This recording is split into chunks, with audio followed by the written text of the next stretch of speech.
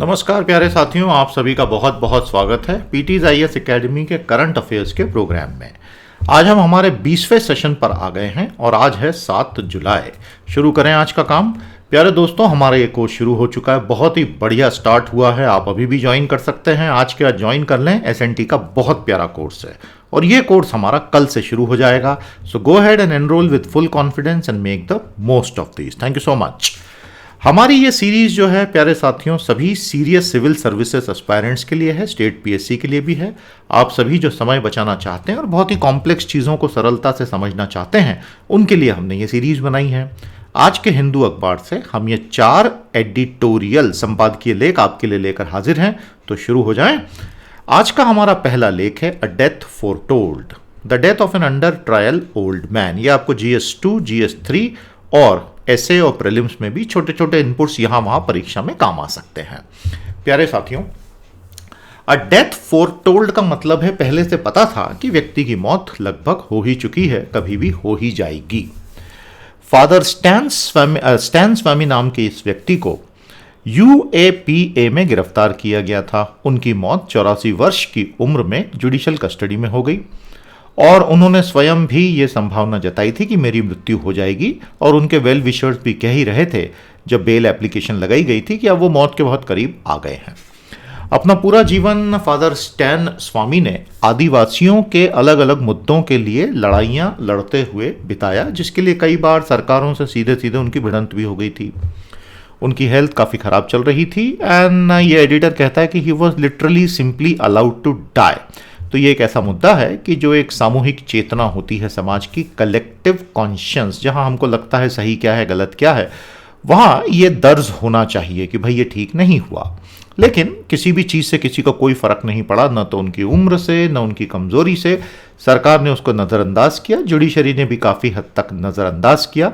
उन पर जो आरोप था वो अनलॉफुल एक्टिविटीज़ प्रिवेंशन एक्ट के तहत था कि वो माओवादियों के समर्थक थे, CPIM के सदस्य बन गए थे माओइस्ट के, और वो उनके साथ मिलकर भारत सरकार को उखाड़ फेंकने की साजिश का हिस्सा थे।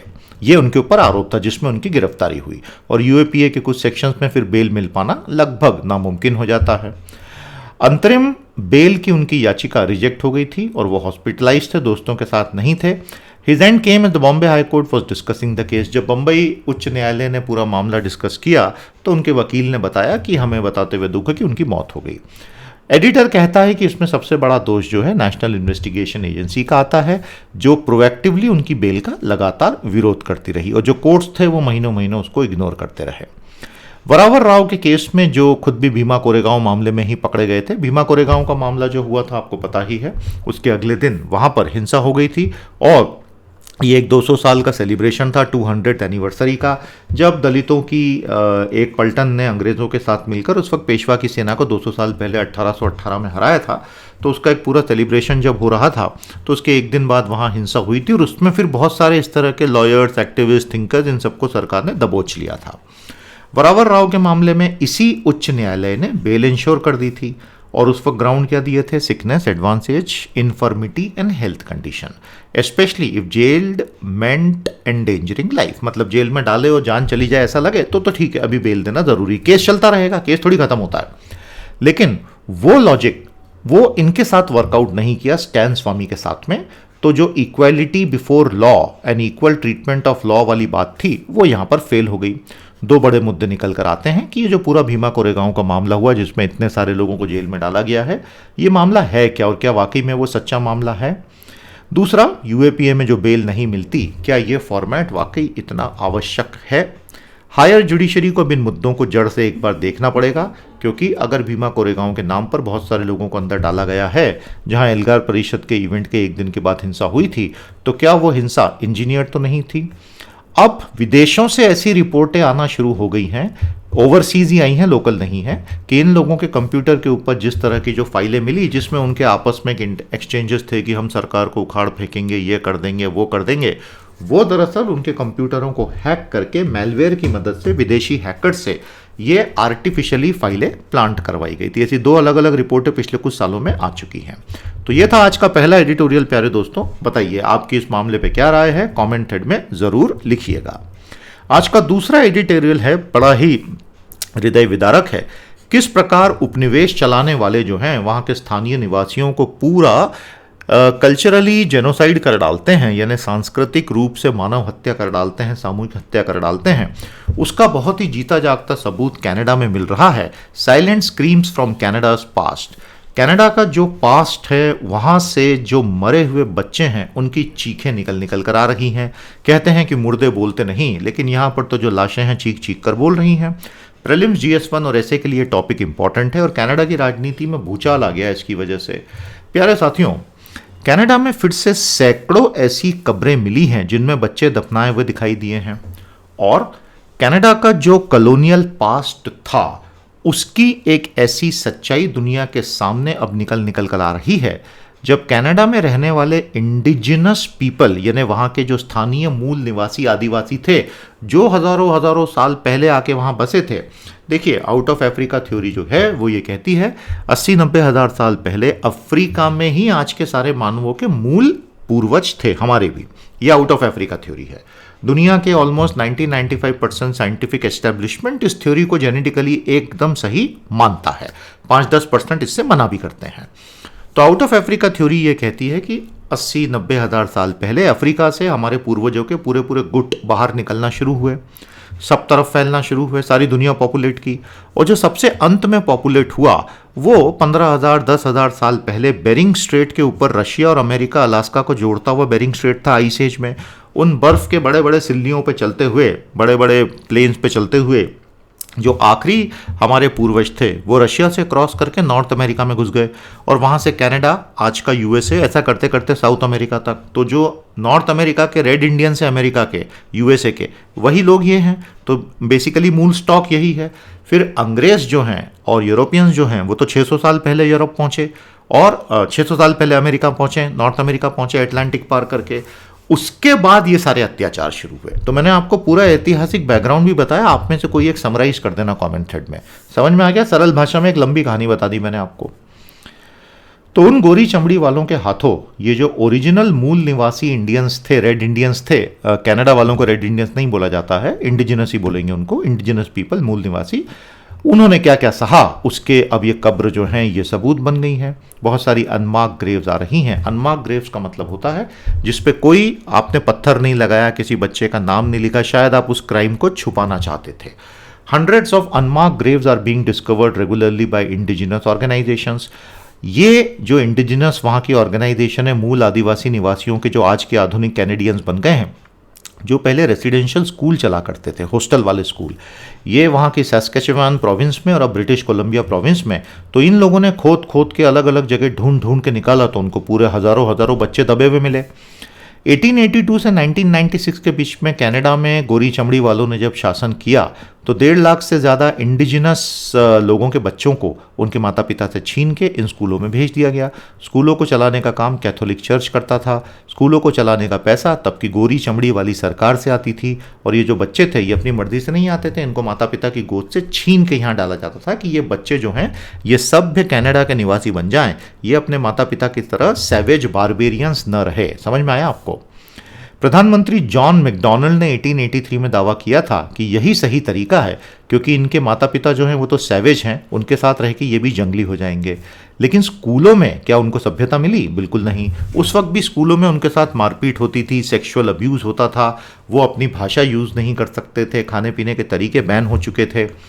2008 में अंततः आधुनिक कनाडा के प्रधानमंत्री स्टीफन हार्पर ने सबके लिए माफ़ी मांगी। ऐसा करके स्टीफन हार्पर छोटे तो नहीं हो गए ना, हमेशा याद रखिएगा, अपने पूर्वजों की हुई गलती की माफ़ी मांगने से स्टीफन हार्पर छोटे नहीं हो गए, उन्होंने अपना कद बहुत बढ़ा लिया है, क्योंकि माफ़ी केवल वो मांग सकता है जिसमें कैरेक्टर होता है। And then came the truth and reconciliation commission. तो भाई क्या सच्चाई है हम देखें, हम उसको छुपाएं नहीं, और रिकंसिलिएशन यानी आपस में मिल बैठ के गले मिल लेते हैं, ख़त्म करते हैं, फ्यूचर का देखते हैं। दुनिया में कई जगह ऐसे कमीशंस बने हैं, खासतौर पे साउथ अफ्रीका में अपार्थाइड खत्म होने के बाद बिशप टूटू ने उसको चलाया था। 2015 में जो कमीशन था उसने saw the commission call all of it a cultural genocide. इस पूरी चीज़ को सांस्कृतिक एक पूरा का पूरा मानव हत्याकांड निरूपित किया। और 94 कॉल्स टू एक्शन जारी किए कि ये करो ये करो ये करो, ऐसी 94 चीजें बोली कि करो सरकार के अलग अलग विभागों और समुदायों को, कि एबोरिजिनीज को प्रोटेक्ट करो। चर्च को बोला माफी मांगो, रिकंसाइल करो। अभी तक वेटिकन ने उसके लिए न माफी मांगी है न रिकंसाइल किया है। 2015 में आधुनिक प्रधानमंत्री जस्टिन ट्रूडो ने यह बोला कि मैं सबको रिजॉल्व करूंगा। अभी तक ज्यादा वो कुछ कर नहीं पाए हैं सिवाय गिल्ट स्वीकार करने के। समय आ गया है कि जो वहाँ के इंडिजिनस कम्युनिटीज़ हैं उनको मुआवजा दिया जाए और फॉर्मल ऑर्डर एक जारी हो कि ये पूरे सिस्टम का इन्वेस्टिगेशन होकर सच्चाई सामने आए और इस चीज़ को फाइनली समाप्त करके कनाडा आगे बढ़ सके। आगे समझ में आपको? तो बताइएगा साथियों, किस प्रकार से उत्तर अमेरिका और दक्षिणी अमेरिका का जो पूरा कोलोनाइजेशन हुआ था उसमें क्या क्या हुआ था। आपने कोलंबियन एक्सचेंज के बारे में सुना है? तो कोलंबियन एक्सचेंज यानी कोलंबियन एक्सचेंज में आपको पता ही है कोलंबस वहां पहुंचा था और जो लेन देन की प्रक्रिया हुई थी, तो वो क्या था कोलंबियन एक्सचेंज, बताइएगा। आज का तीसरा एडिट काफ़ी हैवी है, पॉलिटी का बहुत तगड़ा डोज आपको मिलेगा। GS 1-2 ऐसे और प्रीलिम के लिए यूजफुल रहेगा। क्या भारत में फेडरल पॉलिटिक्स यानी संघीय राजनीति के लिए कोई जगह बची भी है या नहीं? भारत एक फेडरल कंट्री है, संघ आधारित देश है, जिसके साथ सभी तनाव ऑटोमेटिकली जुड़ जाते हैं। जैसा कि अभी हमने देखा वैक्सीन्स को लेकर स्टेट और सेंटर के बीच 60 दिनों तो क्या तनातनी चली, उसके बाद वो रिजॉल्व की गई। GST की इतनी अब काफ़ी तीखी डिबेट्स होने लग गई हैं। लक्षद्वीप में इतनी कंट्रोवर्सी चल रही है, क्या चल रही है बताइए, और कौन है एडमिनिस्ट्रेटर, नाम बताइए। पश्चिम बंगाल के चीफ सेक्रेटरी को लेकर जो झगड़ा हुआ, प्रधानमंत्री की बैठक में नहीं पहुंचने पर उन पर डिसिप्लिनरी कार्रवाई हो गई। अब पिछले कुछ दिनों में अलग अलग पार्टियों के नेताओं ने मिलकर एक तीसरा फेडरल फ्रंट बनाने की बात की है। तीसरे फ्रंट से मतलब है एक तरफ बीजेपी, एक तरफ कांग्रेस, तीसरी तरफ ये फेडरल फ्रंट यानी एक संघीय मोर्चा। समझ में आ गया? और ये जो है इसमें बहुत सारी ऐसी पार्टीज हैं जो 2021 के असेंबली चुनावों में बहुत अच्छा की। पैरेलल में तमिलनाडु में हम देखते हैं कि द्रविड़ मुनेत्र कड़गम, MK स्टालिन जो हैं वो राज्यों के अधिकारों का एक पूरा नैरेटिव बुन रहे हैं। उनका कहना है कि हम जो शब्द यूज़ करेंगे यूनियन करेंगे, सेंटर नहीं, क्योंकि यूनियन में फेडरल सेंस आता है, सेंटर में एक केंद्रीयकरण का सेंस आता है, और हमारे संविधान में उसकी कोई जगह नहीं, संविधान में सेंटर वर्ड ही नहीं है। और फिस्कल डिसेंट्रलाइजेशन की बात कर रहे हैं। वहाँ के वित्त मंत्री का गोवा से झगड़ा भी हो गया था कि GST में 1 स्टेट 1 वोट कैसे हो सकता है, तमिलनाडु और गोवा में क्या कंपैरिजन हो सकता है। फेडरलिज्म भारत में हमेशा से प्रासंगिक तो था, लेकिन उसकी पॉलिटिकल हाइट केवल एक ही बार आई थी, स्टेट्स रीऑर्गेनाइजेशन एक्ट के समय। और ये कब आया था बताइए प्यारे दोस्तों? इसके ऊपर मेरा 3 घंटे का लेक्चर यूट्यूब पर अवेलेबल है। स्टेट्स रीऑर्गेनाइजेशन एक्ट अपने ही चैनल पर है, फ्रीली अवेलेबल है, मेरे नाम के साथ सर्च कर लो और उस पूरे के पूरे वीडियो को आप ज़रूर देखना। आपको एकदम बारीकी से जो भारत का पूरा रीस्ट्रक्चरिंग रीऑर्गेनाइजेशन हुआ था मैंने बहुत अच्छे से समझाया, आप उसको मिस मत कीजिएगा। नथिंग एल्स और एवर। तो केवल एक बार भारत में फेडरलिज्म पर इतनी सारी बातें हुई, उसके बाद कभी हुई ही नहीं। यहाँ तक कि 1990s और 2000 में जब कोलिशन पॉलिटिक्स यानी गठबंधन राजनीति का चरम था, गोल्डन पीरियड था, उस वक्त भी दरअसल फेडरलिज्म पे बातें नहीं होती थी, राज्यों की राजनीति पर बातें होती थी। समझ में आ गया आपको? पैरेलल में इस कोलिशन पॉलिटिक्स के दौर में भी फिस्कल और एडमिनिस्ट्रेटिव पावर के सेंट्रलाइजेशन की गति की बढ़ती रही। डिसेंट्रलाइजेशन नहीं हुआ, सेंट्रलाइजेशन हुआ। और एक कंसेंसस जो होना चाहिए, एकमत होना चाहिए कि भारत में ट्रूली फेडरल पॉलिटिक्स हो, ये कभी बन ही नहीं पाया।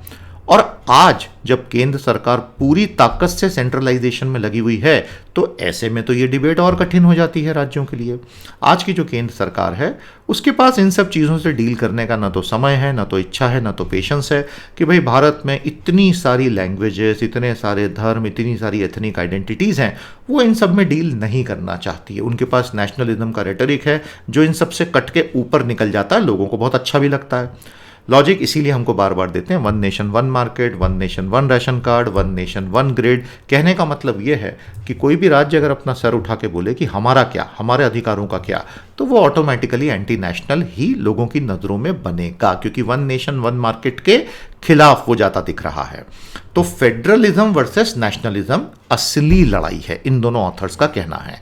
तो अगर आपको डिसेंट्रलाइजेशन करना है तो पहले जो नैरेटिव नेशनलिज्म का बनाया हुआ है वो आपके रास्ते में सबसे पहले आएगा। तो ये कठिन है क्योंकि जो रीजनल पार्टीज हैं उनका भी जो पावर स्ट्रक्चर होता है वो कोई बहुत डिसेंट्रलाइज तो होता ही नहीं है ना, जिस तरह नेशनल पार्टीज में भी नहीं है ज़्यादातर। दूसरा प्रॉब्लम है फ्लेक्सिबल फेडरलिज्म। इसमें क्या होता है, हर राज्य जो है वो अपना हित देखता है, और अपना हित जब तक पूरा हो रहा है तो फेडरलिज्म बहुत अच्छा लगता है। लेकिन किसी दूसरे को अगर चोट पड़ गई, जैसे जम्मू कश्मीर का स्टेट घट के हो गया यूटी, दिल्ली में नया कानून आ गया और एलजी सुप्रीम हो गए, इन दोनों मामलों पर दूसरे राज्यों ने कोई ज़्यादा आपत्ति नहीं ली।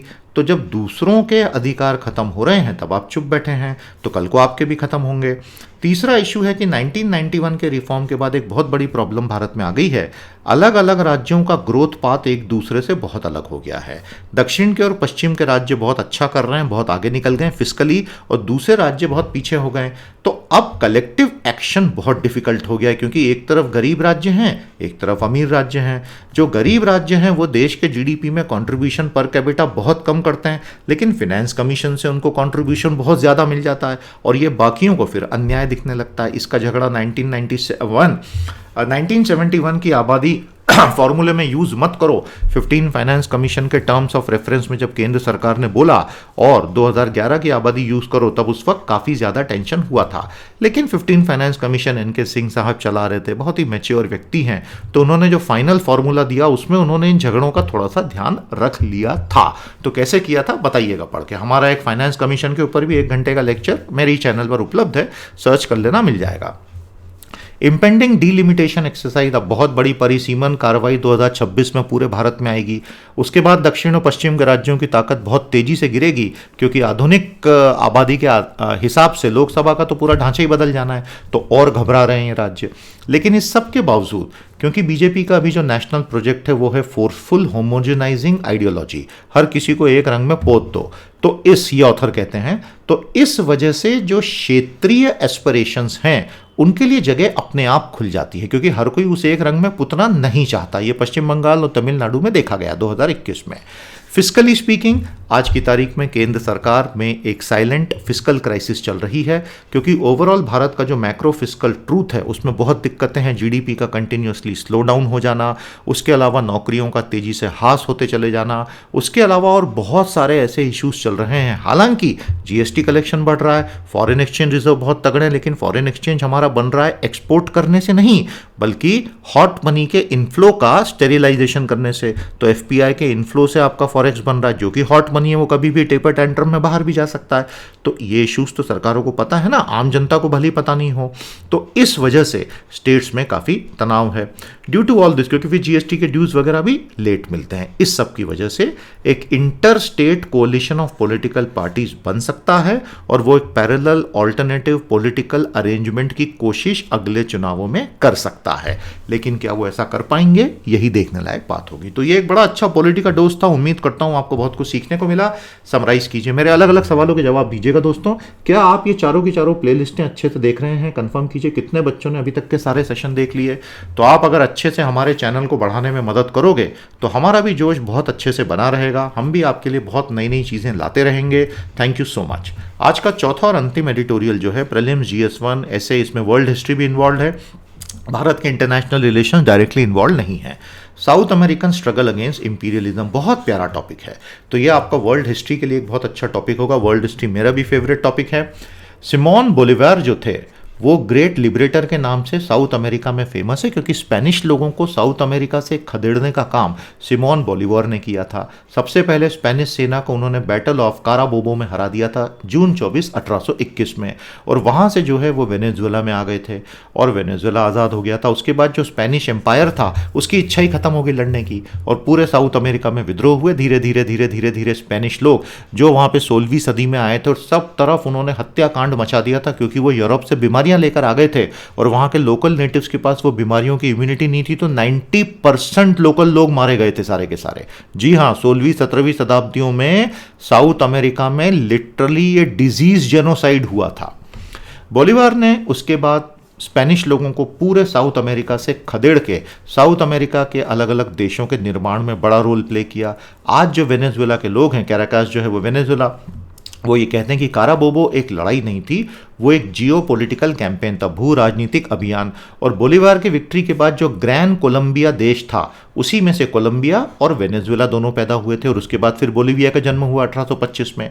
यूगो चैवेज जो बहुत बड़े कम्युनिस्ट नेता थे वेनेजुएला के, सन 2000 के दशक में उनकी तूती बोलती थी, बहुत बड़े नेता बन गए थे, दुनिया भर में ऑयल से पैसा आता था तो वो फंडिंग भी कर रहे थे सोशलिस्ट मूवमेंट की। उसके कुछ सालों के बाद कैंसर से उनकी मौत हो गई, और उन्हीं के अब उत्तराधिकारी हैं निकोलस मैडुरो, जो अभी के राष्ट्रपति हैं। उनके ऊपर ड्रोन से 2 बार हमले भी हो चुके हैं, बहुत खतरनाक। तो ये जब वेनेजुएला के राष्ट्रपति थे तो उन्होंने कहा था कि न्यू बोलीवियन या बोलीवेरियन रेवोल्यूशन है, तो ये सिमोन बोलीवर के नाम पे ही वो बोलते थे। तो ये अच्छे डॉट्स कनेक्ट हो रहे हैं आधुनिक और प्राचीन इतिहास के या मीडिएवल हिस्ट्री के।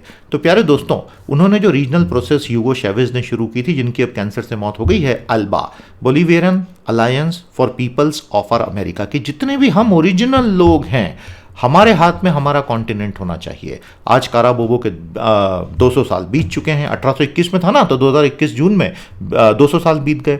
साउथ अमेरिका के देश आज भी अब बहुत दिक्कत में हैं, क्योंकि उनकी इंडिपेंडेंस में अमेरिका से सीधे सीधे दखल हो रहा है। क्योंकि वेनेजुएला की तो पूरी कमर तोड़ दी अमेरिका ने सैंक्शंस लगा के, और अमेरिका क्योंकि दुनिया में सबसे बड़ा चौधरी है, ट्रेड, इन्वेस्टमेंट, ग्लोबल फाइनेंस उसके जूते के नीचे है, वो जो चाहे कर सकता है। उसने पूरा वेनेजुएला की नेशनल इकोनॉमी में और वेनेजुएलन सरकार की 99% इनकम को ही अपने सैंक्शन से खत्म कर दिया। दरअसल इसके इतिहास में मुनरो डॉक्ट्रिन है। 1823 में जो राष्ट्रपति जेम्स मुनरो थे अमेरिका के, उन्होंने एक डॉक्ट्रिन दी थी, यानी एक सिद्धांत दिया था कि यूरोप तो खत्म हो गया साउथ अमेरिका में, तो अब अमेरिका की जिम्मेदारी यूएसए की, हम कॉन्टिनेंटल स्टेबिलिटी गारंटी करेंगे, मतलब खुद को चौधरी अपॉइंट करना। अब मैं इस पूरे महाद्वीप में स्थिरता की गारंटी लेता हूं, प्रत्याभूत करता हूं। लेकिन उस वक्त अमेरिका इतना ताकतवर देश नहीं था, वो तो सेकेंड वर्ल्ड वॉर के समय उसका उदय हुआ, ब्रिटेन का पतन हुआ। 1898 में अमेरिका ने क्यूबा और प्यूर्टो रिको से भी स्पेनिश लोगों को खदेड़ के दोनों आइलैंड्स पे कंट्रोल ले लिया। 1904 में प्रेसिडेंट थियोडोर रूजवेल्ट, इनको कहते थे टेडी, क्योंकि इन्होंने एक बेयर को मारने से मना किया था, तो वहां से छोटे छोटे बेयर रूपी खिलौनों का नाम टेडी पड़ गया था, थियोडोर रूजवेल्ट। उन्होंने मोनरो डॉक्ट्रिन को फिर से ये कहा कि हाँ, ये हम मानते हैं इस डॉक्ट्रिन को, और ये नॉर्थ और साउथ अमेरिका को, इसको ये लोग अमेरिकास कहते हैं। इनफैक्ट अमेरिकास को नॉर्मली सेंट्रल अमेरिका और साउथ अमेरिका के लिए ये शब्द यूज होता है, अमेरिका, जिसमें नॉर्थ भी आप जोड़ सकते हैं, बट नॉर्मली ये सेंट्रल और सदर्न अमेरिका के लिए, जिसमें लैटिन भी हो गया, ठीक है। तो उसके बाद फिर अलग अलग जगह, पैनामा में, निकारागुआ में इनकी आर्मी ने इन्वेजन कर दिया। ग्वाटेमाला में तो सत्ता पलट हो गया, कू, और बोलीविया में भी अभी अभी हाल ही में बहुत बड़ा कू हुआ था, जिसके बाद वो पलट भी गया। 2013 में secretary of state John Kerry ने कहा कि मोनरो डॉक्ट्रिन खत्म हो चुकी है। लेकिन उनके इस कहने से क्या होगा? आज 2009 में कू हुआ था होंडुरास में, 2019 में बोलीविया में, तो जॉन केरी जो ओबामा के थे सेक्रेटरी, उनका कहना भी कोई मायने नहीं रखता है। जो बाइडेन साहब का मोनरो डॉक्ट्रिन खत्म करने का कोई लक्ष्य नहीं है, और उनके एक्शंस इस बात को अब साबित कर रहे हैं साउथ अमेरिका में। तो ये बिल्कुल एक लेटेस्ट और बड़ा इंटरेस्टिंग इनपुट है कि जो बाइडेन साहब भी जो हैं वो मोनरो डॉक्ट्रिन को खत्म नहीं कर रहे हैं। अभी हाल ही में संयुक्त राष्ट्र की रिपोर्ट आई है, negative impact of coercive measure, कि भाई वेनेजुएला तो मर रहा है, 99% उसकी इनकम ही आपके सैंक्शंस ने खत्म कर दी, तो उसको जिंदा रहने दो, ये यूएन ने बोला, ठीक है। और आज वेनेजुएला के लोग ये बोल रहे हैं, ये इंटरव्यू जो भाई साहब ने लिया जिस सज्जन का वेनेजुएला के, उन्होंने ये कहा कि हम मोनरो डॉक्ट्रिन की यूनिपोलैरिटी, एक ध्रुवीयता को रिजेक्ट करते हैं, और हमें काराबोबो की बहुध्रुवीयता, मल्टीपोलैरिटी चाहिए। तो ये है पूरी कहानी। वर्ल्ड हिस्ट्री का गजब का रिवीजन हो गया आज तो समराइज कर दो दोस्तों। सुपर सेंसरशिप, तो एमपीज का जो पैनल है, पार्लियामेंट्री पैनल, वो यही बोल रहा है कि फिल्म सर्टिफिकेशन होने के बाद केंद्र सरकार डबल सर्टिफाई करेगी, तो ऐसा क्या हो गया कि तुमको फिर से डबल सर्टिफिकेशन करना पड़ेगा। Long struggle for medical bail, medical bail अपने आप में बहुत बड़ा मुद्दा बन गया है, अलग अलग लोग जेल में सालों से सड़ रहे हैं, इस पर सुप्रीम कोर्ट को कहीं ना कहीं एक स्टांस लेना पड़ेगा। मोदी जी ने दलाई लामा साहब को उनके 86 बर्थडे पे ग्रीटिंग दिया, और ये बात चाइना को नागवार गुजरती है, लेकिन मोदी जी ने बिल्कुल स्पष्ट जवाब चाइना को दिया है कि तुम्हारे बोलने ना बोलने से कुछ नहीं होगा। दलाई लामा चाहेंगे तो तवांग भी जाएंगे, दलाई लामा को हम विश भी करेंगे, और उनकी एग्जाइल में गवर्नमेंट भी हिमाचल में चलती रहेगी। प्रेसिडेंट शी जिनपिंग ने पीएलए बॉर्डर कमांड लीडरशिप को पूरी तरह से फिर से चेंज कर दिया है, और उनका सारा फोकस वेस्टर्न थिएटर कमांड पे है, जो दरअसल तिब्बत में है और हमारे एलएसी लद्दाख से जुड़ी हुई है। तो मिस्चिफ करने की उनकी आदत जो है वो बनी हुई है। तेल, कच्चे तेल की कीमत बहुत तेजी से बढ़ी है, क्योंकि ओपेक प्लस के टॉक्स कोलैप्स हो गए हैं, और ब्रेंट 2018 के बाद के अपने हाईएस्ट लेवल पर आया है। भारत के लिए बहुत बुरी खबर है क्योंकि सरकार टैक्स तो कम करने से रही, तो आपके और हमारे लिए पेट्रोल महंगा होता रहेगा, ये डायरेक्ट इंपैक्ट है। सेकंड और थर्ड ऑर्डर इफेक्ट में आप जानते ही हैं, इन्फ्लेशनरी टेंडेंसी स्टोक होती हैं ट्रांसपोर्टेशन की कीमत बढ़ने से। चाइना में शी जिनपिंग साहब अपनी ताकत का इस्तेमाल करके सभी प्राइवेट सेक्टर की बड़ी कंपनियों को कुचलते जा रहे हैं। अभी हाल ही में प्यारे दोस्तों दीदी चूजिंग से जितनी भी बड़ी कंपनियां जिनके पास करोड़ों करोड़ों चाइनीज का डेटा है, कम्युनिस्ट पार्टी उनसे अब बहुत घबराने लग गई है और उनमें अब डायरेक्टली बिजनेस में दखल देना इस तरह से शुरू कर दिया है। हमारे कोर्सेज के साथ जुड़ते चलिए और सब्सक्रिप्शन लेते चलिए। आज के लिए इतना ही। अब हम कल मिलेंगे 8 जुलाई को सेशन नंबर 21 में। हमारे चैनल को सब्सक्राइब करना दोस्तों और अपने सारे दोस्तों से कराओ। अगर आपका प्यार और समर्थन मिलता रहा तो हम बहुत अच्छे अच्छे सेशन कंटिन्यूसली लाते रहेंगे। जैसा चाइनीज कम्युनिज्म पे लाया था वैसा मैं 1 अगस्त को अगला सेशन भी ले आऊंगा, अगर आपका प्यार समर्थन सहयोग हमें मिलता रहेगा तो। नमस्कार, जय।